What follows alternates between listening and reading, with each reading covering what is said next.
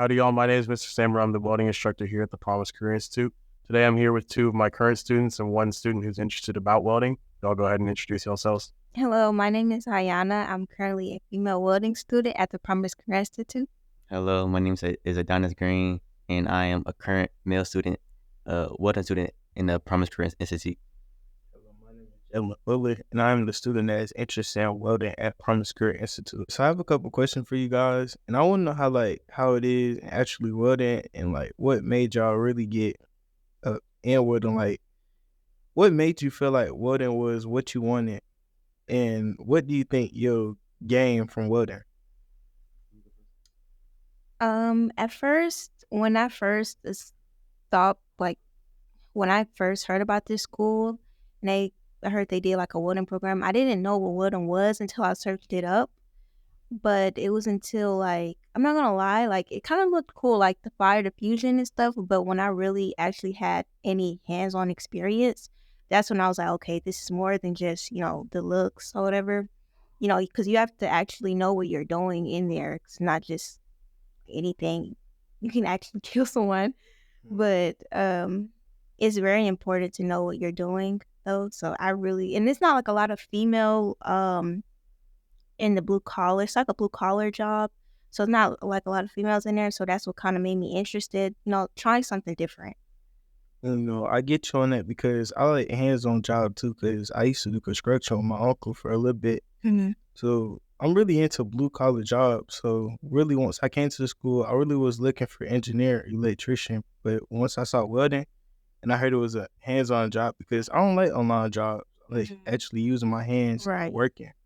So that's why I said too. welding would be right for me. Even though I know you can get burned or anything by welding, you just got to be cautious and gear up. All right, when I first came to the Promise Career Institute, I didn't really know anything much about welding. Well, I knew some stuff, but it wasn't a lot. So, when I first came to class, Mr. Sanborn talked with us about some stuff about welding and what it was. And when we first got into a shop, I'm not gonna lie, I was a little nervous, but of course, I'm an OG, and I do things right. I do things right, so Yes, and I also feel like welding will benefit me because I've always wanted to start my own design build firm. And my second path was probably gonna be cybersecurity. But I was like, maybe hands-on experience will be better because I don't want to be just like on a computer all the time. And I feel like hands-on experience would just be way better for me. yeah. Yeah, I get you on that because if there was no other jobs like welding in school, I'd probably just ask not to get a scholarship to trading school so I could just find my own job. It's like what I talked to Mr. Sanborn about on the daily. I'd be like, after welding, do you think I could still go to trading school and try out for another job to see which one is good? Yes, absolutely. I believe that when you're done with the welding course at PCI, even myself as a teacher, I'm always learning, even as I'm teaching my current students. So there's always an opportunity that you can go out and continue to learn, and whether that's through private trade schools or through a place like Atlanta Technical College or through Mechanical Trades Institute with a union, get an apprenticeship. There is almost too many paths to choose from that it can get confusing. But there are definitely plenty of options out there that will each be tailored to suit whatever it is that you think you want to do or you want to do. So before even starting welding, what did you really think what welding would be all about? And did you have any misconceptions about, did you feel like this one would be the right job for you? Or did you feel like you'll think one day you'll just get burnt by welding or something like that? Or it'll just go through your jacket by the way you just weld?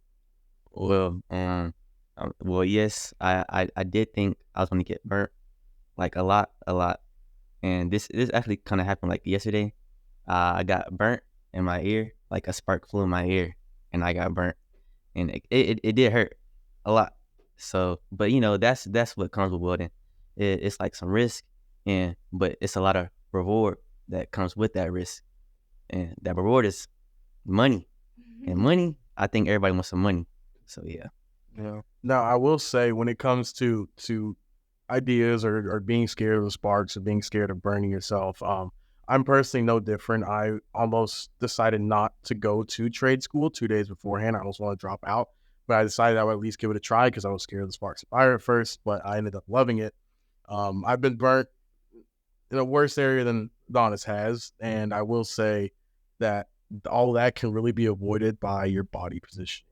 So a lot of the danger and everything that comes with welding, as long as you are knowledgeable and you are aware of where you're standing in relation to your work area, and you kind of have eyes in the back of your head watching what other people doing around you, a lot of these incidents and burns and whatnot can easily be avoided.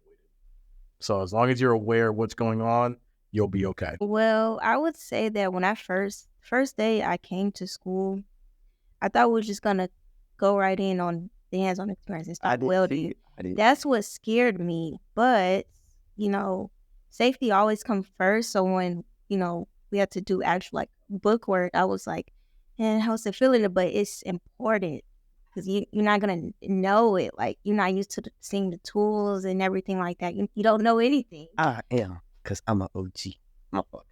But yeah, that's what kind of made me more comfortable in the class by knowing what I'm doing first, in the book. Mhm. So Yeah, the only thing I just don't like about welding is like when I just had the mask on, I can't really see what I'm doing. So it's just like when Mr. Sanborn be like, go faster, go slower, I be like, yo, like what you want me to do? Yeah. Because I be messing myself up and I be getting mad at it too. So I just keep messing up.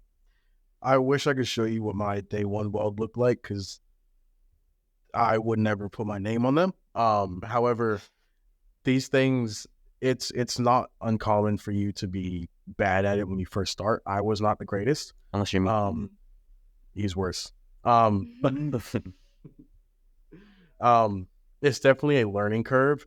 There's a lot that goes into it, and I know that I even try to help my current students, honestly, maybe a little bit too much.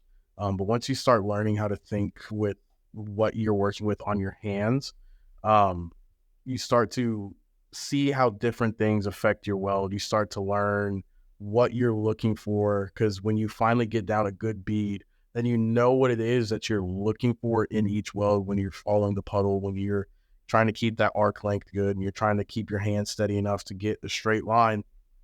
All those things will become muscle memory to you at a certain point. However, you just have to be willing to, for lack of other words, suck at the beginning. So that way, towards the end, you know what it is that you're doing.